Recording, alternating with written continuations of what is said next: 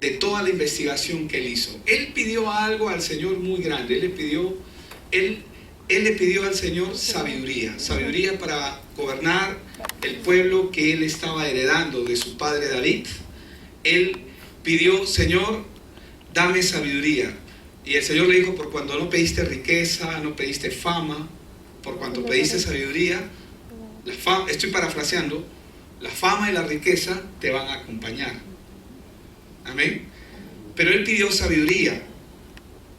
Y ciertamente él es el escritor también del libro de los Cantares y el libro de Proverbios. Proverbios es un libro muy conocido porque es un libro de sabiduría. Hoy nos tocó leer Proverbios 11. Cada día leemos un capítulo diferente porque el mes tiene 31 días y cada día uno puede ir leyendo. Y paralelo a ello, con mi hijo estamos leyendo Eclesiastés. Así que por eso quiero compartir Eclesiastés también.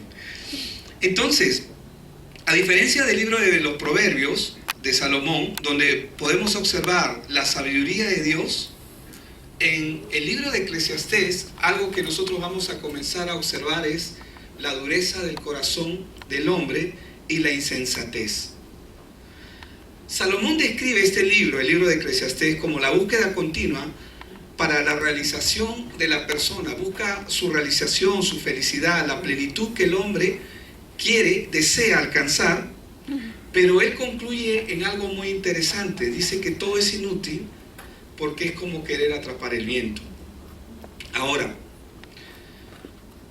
para encontrar realmente el significado de la vida se requiere algo mucho más grande que las cosas que el mundo puede ofrecer. Y vamos a ver filosofía humana, vamos a ver ciencia, vamos a ver todos los caminos que el mundo ofrece para que el hombre pueda encontrar de alguna manera o alcanzar felicidad, y vamos a ver cómo el hombre tropieza continuamente.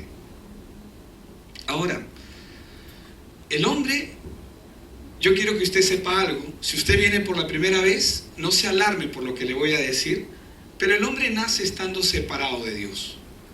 ¿Qué significa eso? Que cuando yo nací, cuando usted nació, nacimos separados de Dios. Es decir, no tenemos nada que ver con Dios. Esa es la razón por la cual Dios busca al hombre, porque el hombre nace estando separado de Dios, un problema que se generó en Génesis 3 por causa de la caída de Adán. Se hizo esclavo a un nuevo ser, a un nuevo ente espiritual, a un ángel caído, que la Biblia lo llama, era un querubín protector, dice la Biblia, que se llama Satanás, y este ser es el que controla la vida del hombre. Y la Biblia lo dice continuamente, lo dice en Juan 8:38, en Juan 8:44, dice que el hombre está atrapado por este ser. Y yo me imaginaba el otro día, y lo voy a explicar, hay una serie en Netflix que se llama El Domo. Yo nunca la he visto, pero es como, ustedes se imaginan, imagínense un tazón transparente, grande, puesto sobre un lugar. Todos los que están atrapados en ese lugar no tienen la manera de salir de una manera propia o particular. Están incapacitados, están totalmente aislados. Así está el mundo. Y cada vez que el hombre intenta salir, va a encontrar un camino, una respuesta aparente que le da la apariencia de una salida, pero esa salida es como una telaraña que lo atrapa al hombre.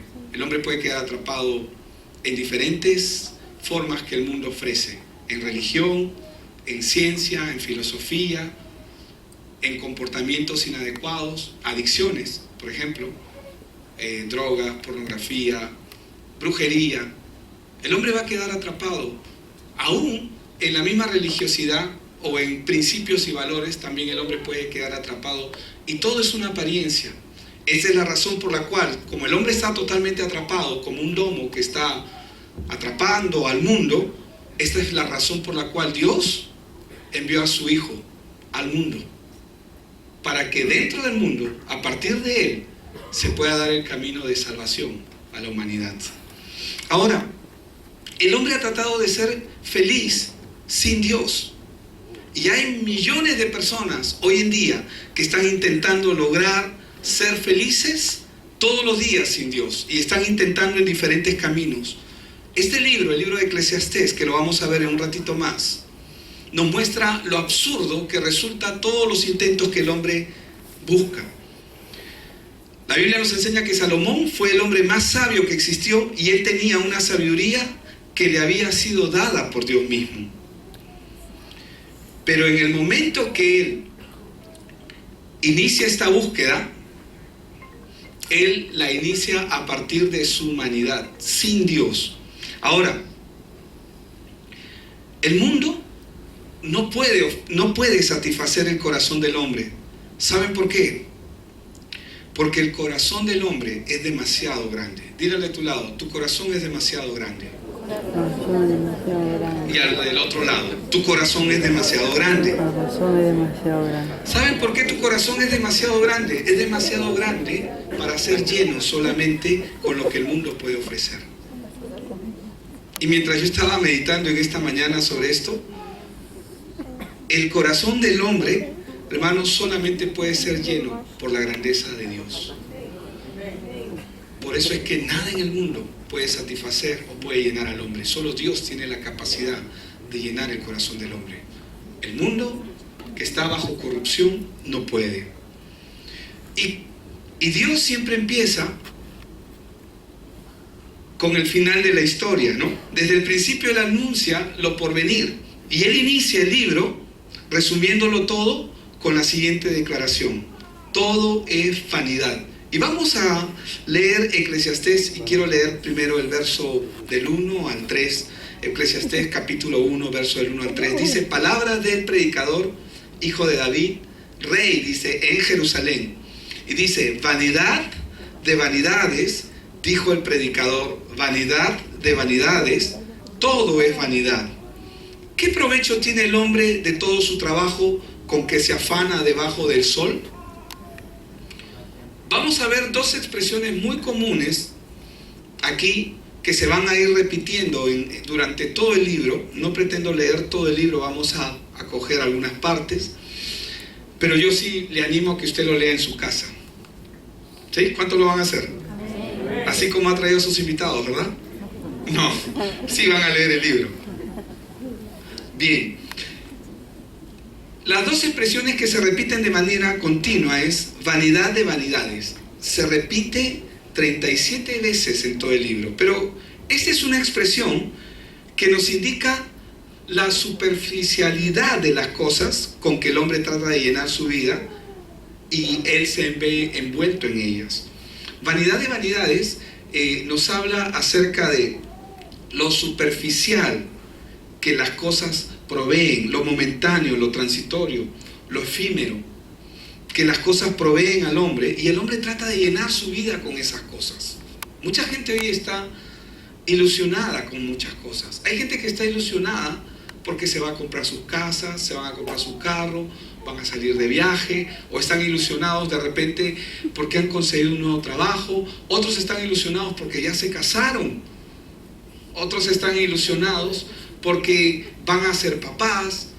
Y el mundo nos presenta muchas formas que son buenas para el hombre, pero que no son esenciales ni fundamentales para la vida del hombre, que son parte de del diario vivir. La otra expresión, aparte de vanidad de vanidades, que vamos a ver durante el desarrollo del libro, es debajo del sol. Vanidad de vanidades, decía, ¿no? Todo es vanidad, pero ¿qué provecho tiene el hombre de todo su trabajo con que se afana debajo del sol? Este debajo del sol se repite 29 veces en todo el libro de Eclesiastés. Y esta es una expresión que nos hace referencia a lo que ocurre en el mundo, es decir, bajo el sistema del mundo. El mundo ya tiene una forma, ya tiene un formato, ya tiene una manera cómo va a conducir la vida de cada ser. Como el contrato social del que hablaba Rousseau, por ejemplo, ¿no? El mundo ya tiene una forma que cada persona que nace simplemente se amolda a lo que está establecido. Y lo que la referencia dice que ¿qué provecho tiene el hombre de todo su trabajo con que se afana debajo del sol? ¿Qué provecho tiene? El desarrollo de esta búsqueda de la llenura y de satisfacción que Salomón hace, las vamos a ver en diferentes áreas de su vida.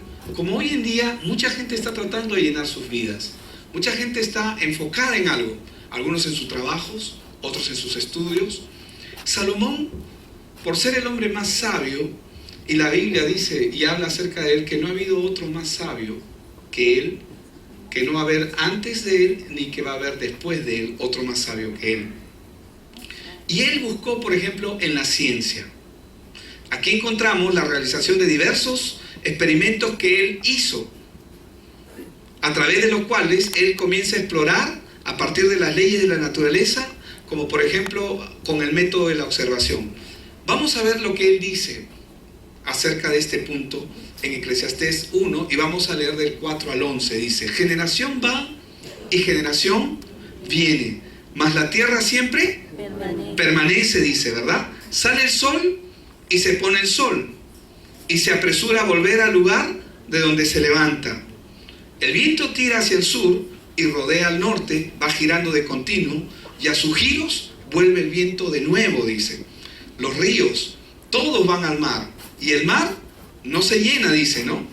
Al lugar de donde los ríos vinieron, allí vuelven para correr de nuevo.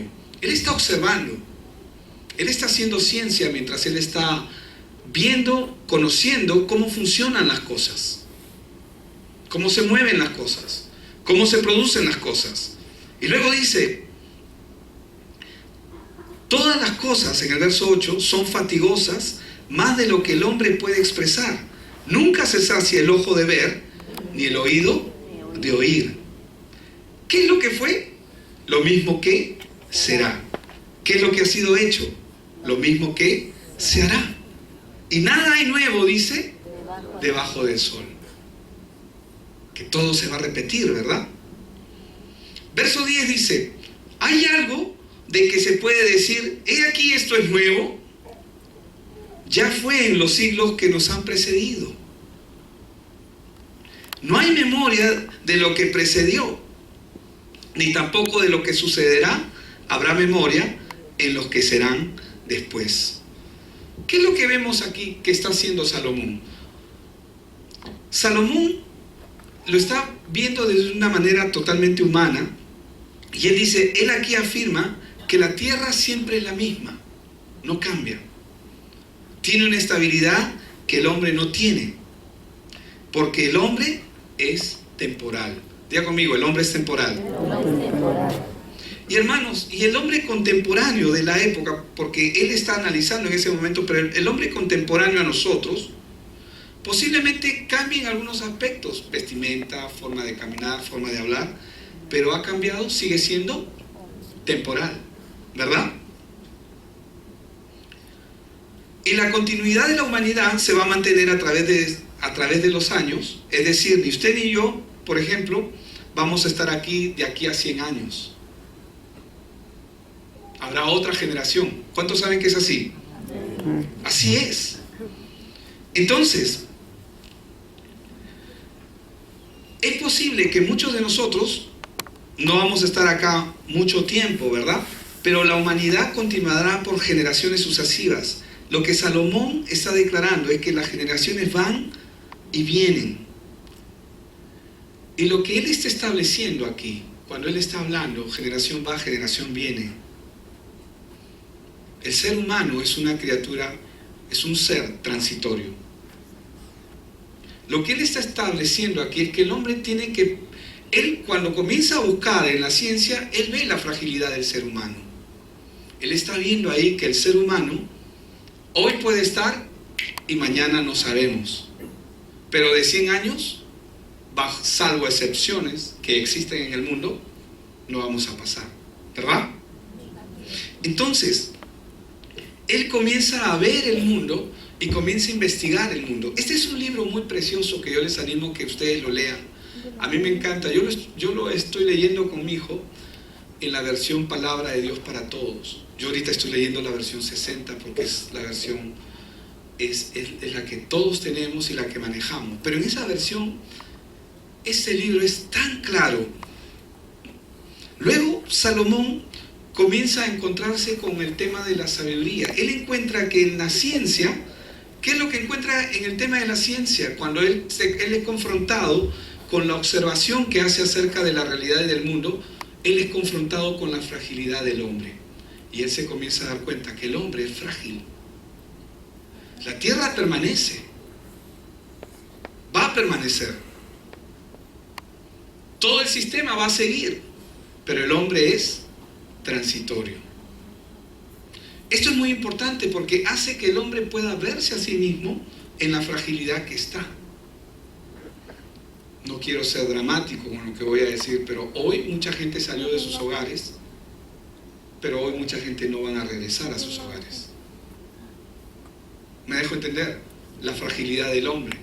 Y él, a través de la observación y a través de las leyes que ve en la naturaleza, comienza a observar al ser humano y hace que él se pueda ver a sí mismo lo frágil que nosotros somos.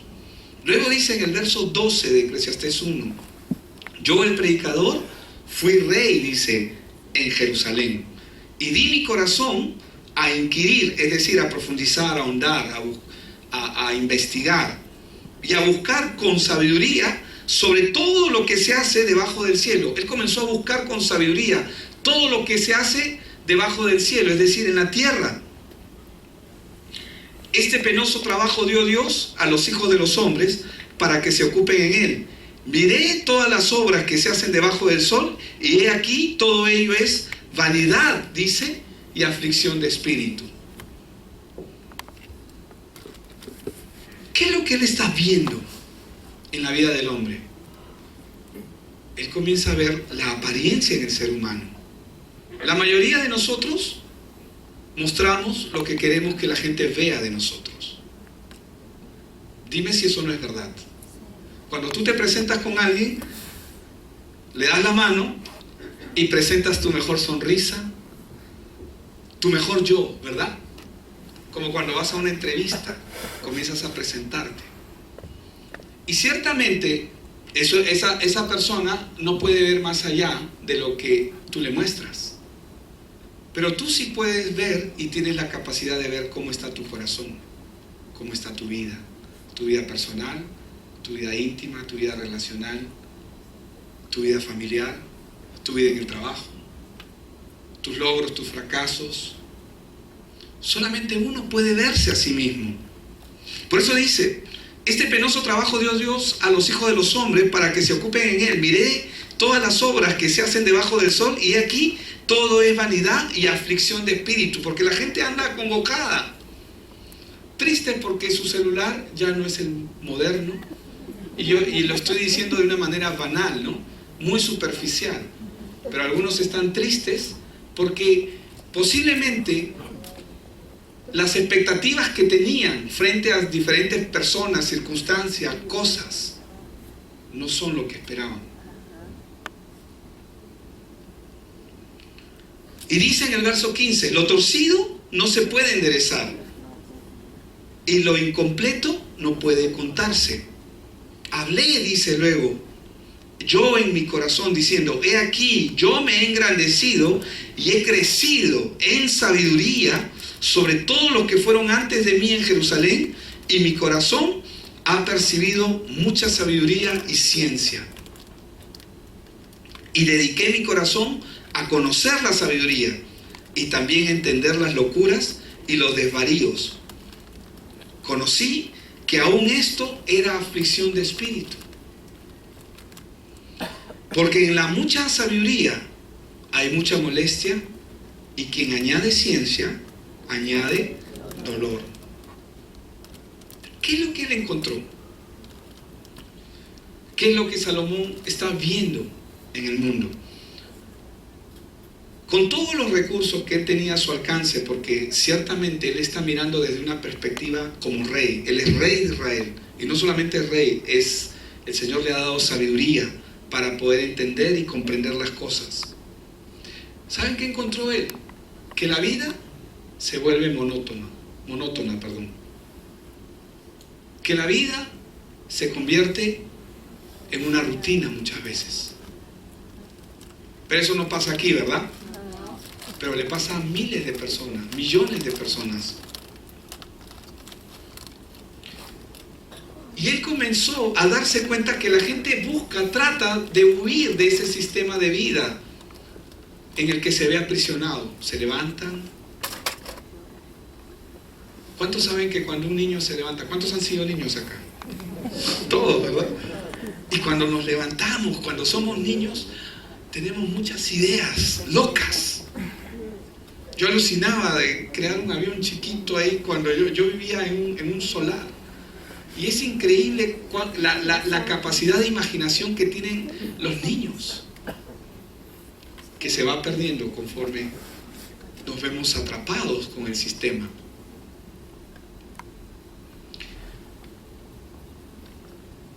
¿Qué es lo que está viendo Salomón aquí? Él se dedicó a la ciencia. ¿Por qué? Porque él salió de la ciencia, dijo, voy a buscar sabiduría también, voy a acumular, y como que con eso me voy a llenar, con eso me voy a satisfacer. Y eso no lo llenó, y tampoco le trajo satisfacción, sino por el contrario, dice que le comenzó a traer aflicción a su espíritu. Las personas hoy en día están en un constante movimiento de búsqueda. Nuevas formas de placer, nuevas formas de satisfacción. Están intentando apartarse de su condición y están en un proceso continuo de búsqueda. El hombre está en una continua búsqueda. ¿Saben por qué? Porque el hombre tiene la idea en su cabeza de que las cosas que este mundo nos ofrece pueden solucionar nuestros problemas. Si tan solo tuviera más dinero, si tan solo me sacara de la lotería. Señor, hazme el milagro, voy a comprar un cachito a ver si me saco la lotería. Pero el dinero no es la solución. La añadidura tampoco se convierte en la solución.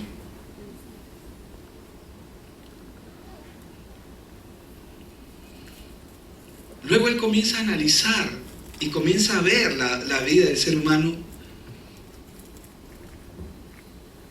Adquirió ciencia, adquirió sabiduría, pero en ellas no encontró lo que estaba buscando.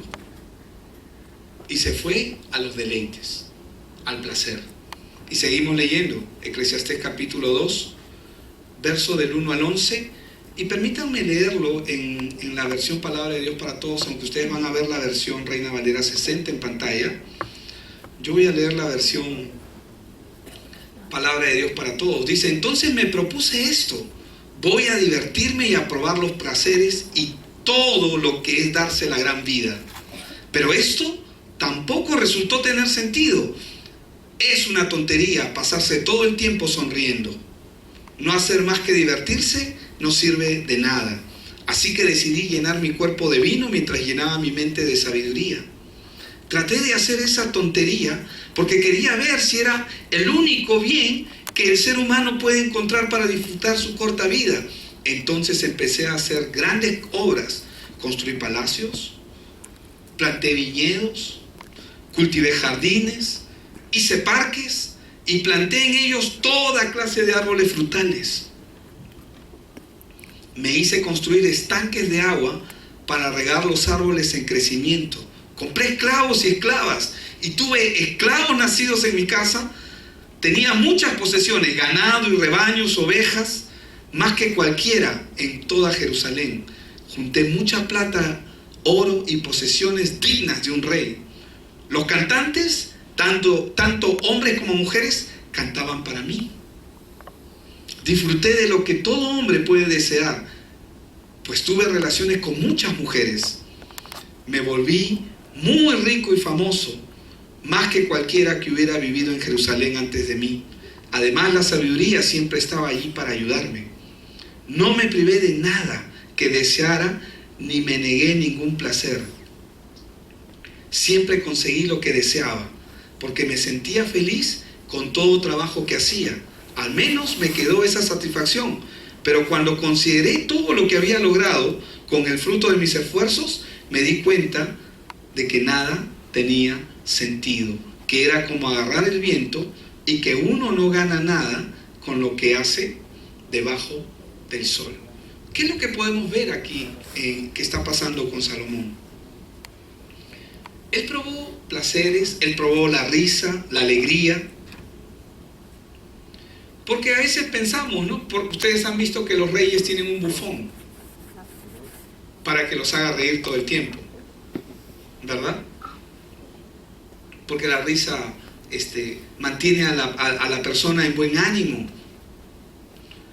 Pero buscó oportunidades posiblemente para estar con personas geniales, graciosas, a las que les gustase reír y estar felices.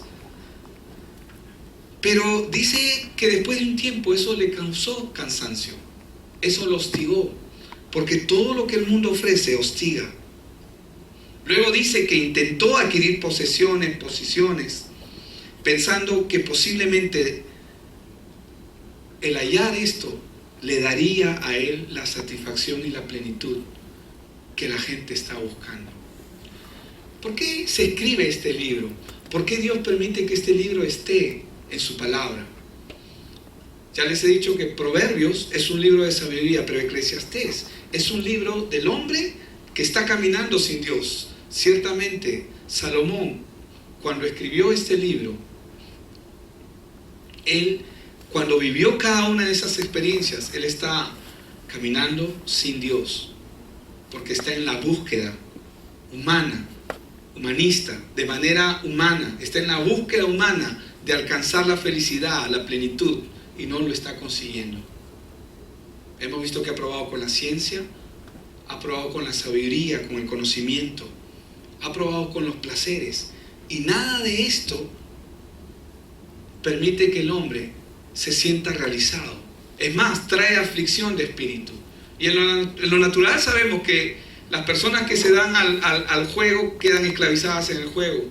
La gente que se va, las personas que se van hacia la promiscuidad sexual quedan atrapadas, si no es por una enfermedad, por el mismo hecho de su condición de promiscuos, que nunca van a ser felices estando con una mujer, y viceversa.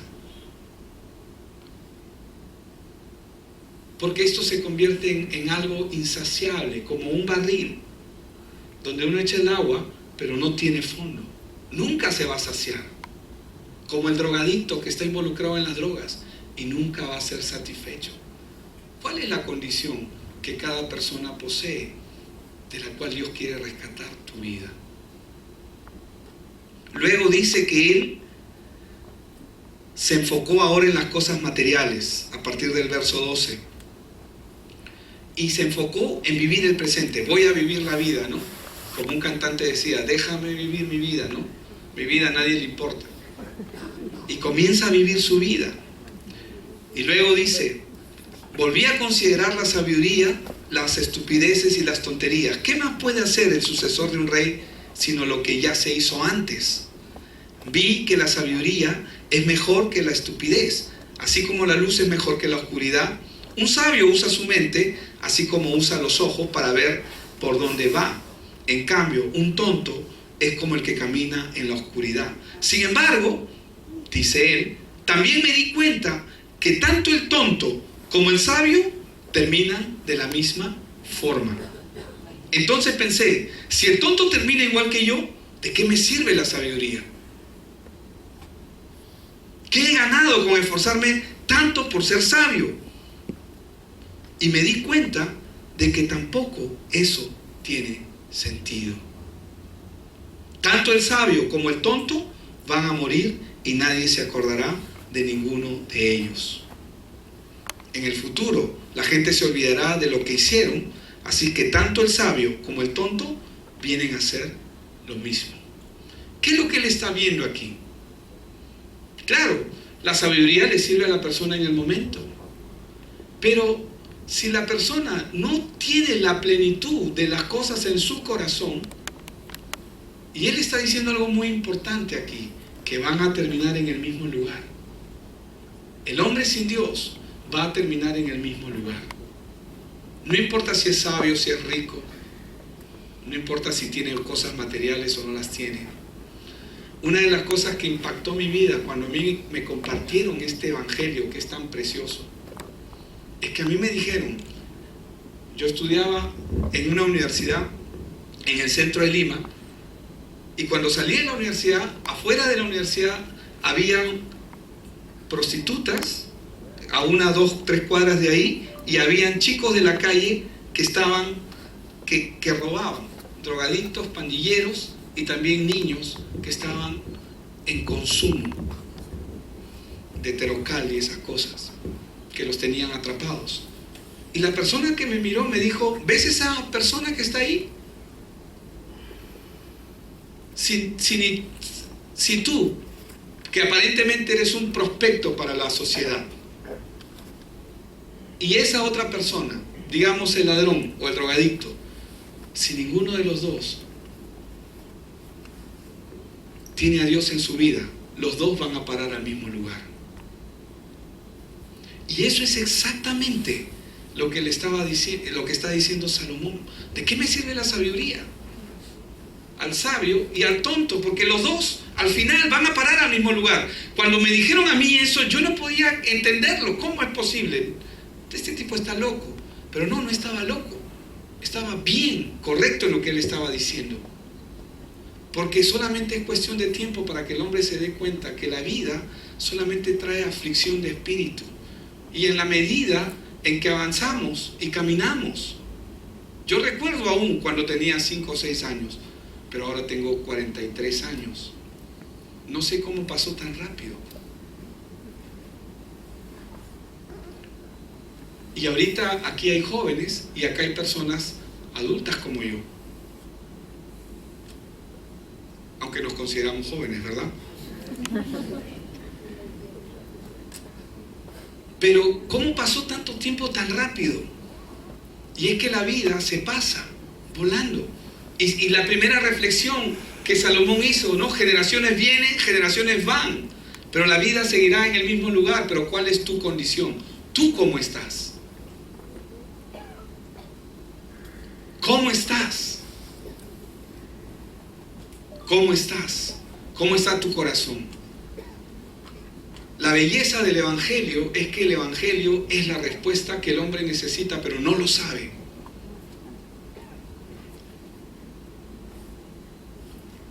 Y dice en el verso 17 él: eso me hizo odiar la vida. Hay mucha gente que odia su vida.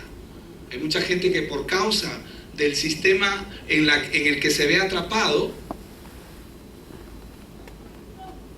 por causa del sistema en el que se ve atrapado, se suicidan o buscan morirse, porque ya no le encuentran sentido a la vida. Y él lo está diciendo aquí, Salomón: y esto me hizo a mí odiar la vida. Me dio mucha tristeza pensar que nada de lo que pasa bajo el sol tiene mucho sentido. ¿Saben por qué no tiene sentido? Porque ese hombre está viviendo sin Dios en su vida. Y cuando hablamos de vivir con Dios, no significa decir yo creo en Dios.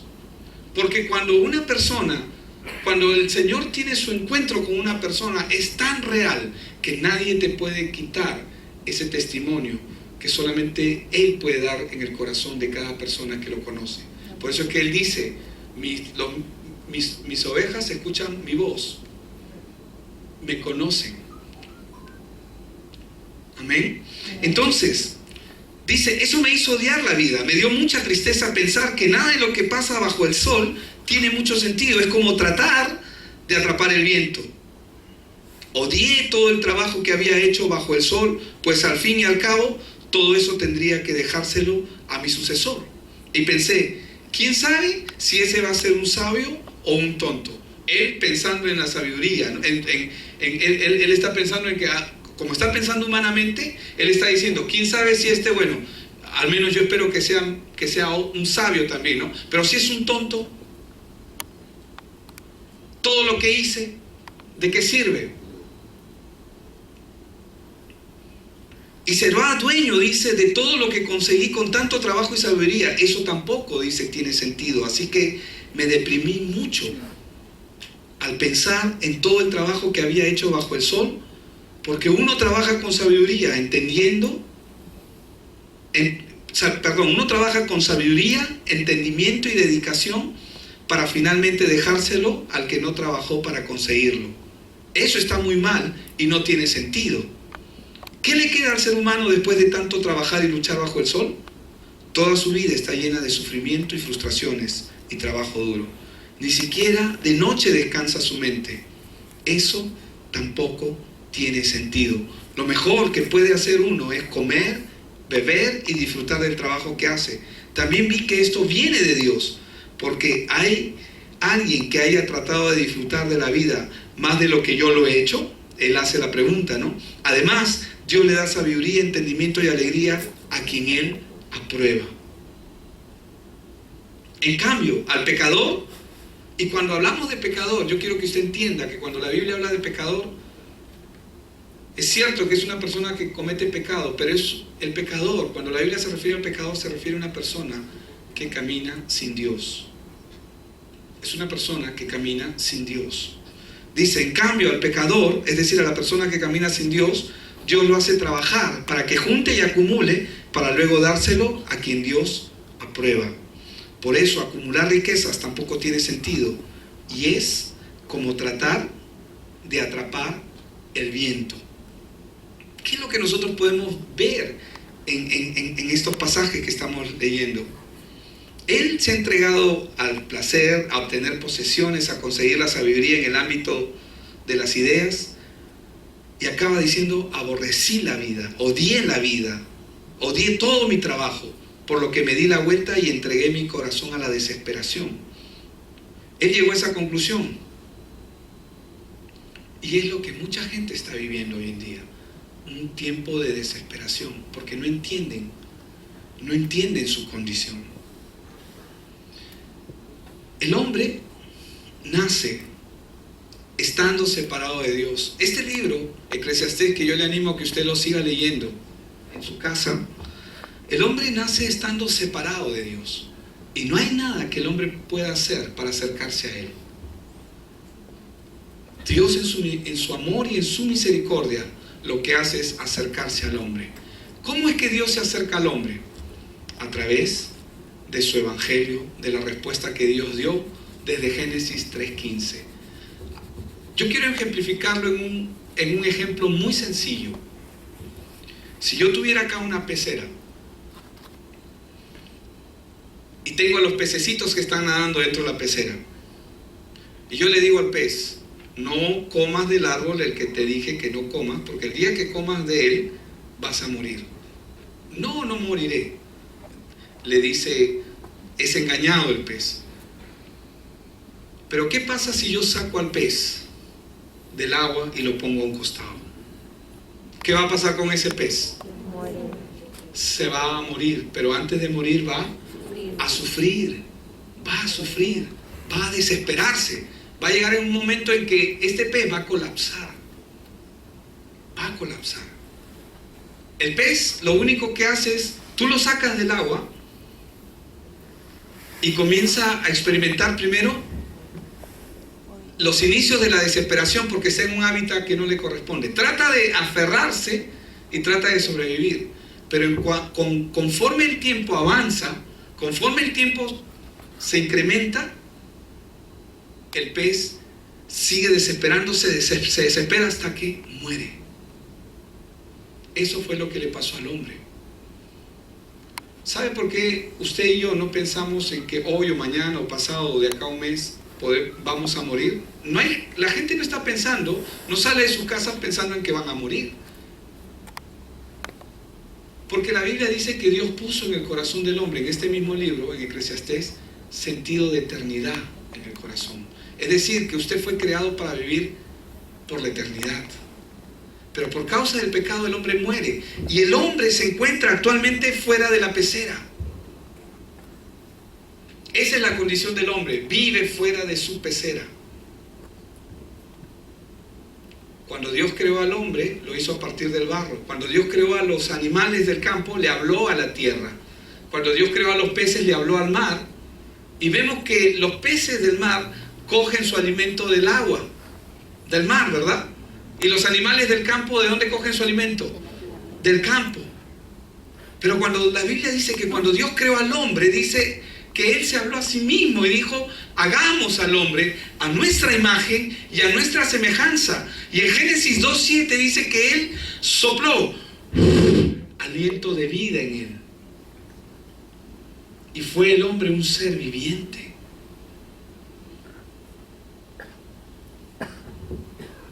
Por esta razón es que Jesús dijo, no solo de pan vivirá el hombre, sino de toda palabra que sale de la boca de Dios. Entonces, si el pez toma su alimento de su hábitat natural, pero si está afuera se va a morir, ¿de dónde debería tomar su alimento el hombre? El hombre tiene dos tipos de alimento: el físico, que sostiene nuestro cuerpo, pero fuimos creados a partir de Dios.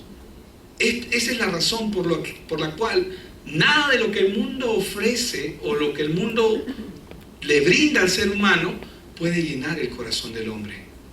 Porque Dios es mucho más grande que cualquier cosa que el mundo pueda ofrecer.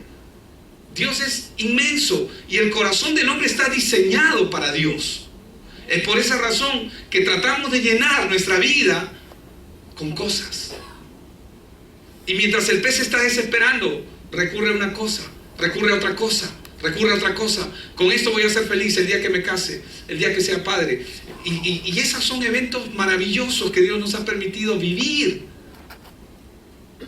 Y el hombre piensa y está en la búsqueda. Y Salomón, el hombre más sabio del mundo, él estaba en esa búsqueda y él se encuentra a sí mismo con que nada de lo que el mundo ofrece puede llenar el corazón del hombre. Y cuando él concluye en Eclesiastés, capítulo 12, por favor, y voy a leer el verso 12 y probablemente el 13 también. Cuando él concluye, cuando él se da cuenta de la necedad que es caminar en esta tierra sin Dios, él agarra y dice, y ahorita lo vamos a tener en pantalla,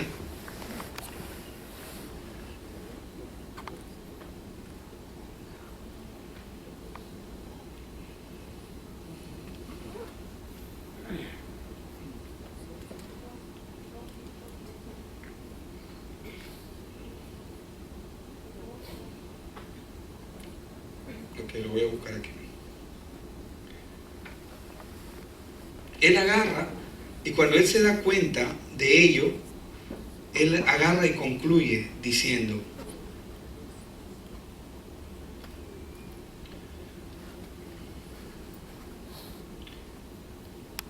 así que, hijo, estudia estas enseñanzas, pero ten cuidado con otros libros. La gente siempre escribe libros y demasiado estudio te cansará. Ahora bien, ¿qué enseñanza se puede sacar de este libro cuando todo ya está dicho?